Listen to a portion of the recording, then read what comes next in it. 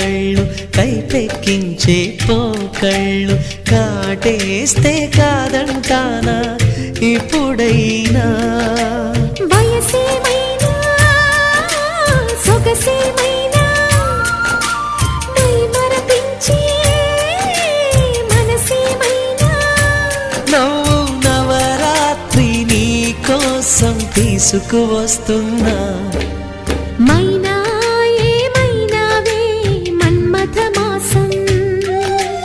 అయినా ఎంతైనా ఇది మెత్తని మోసం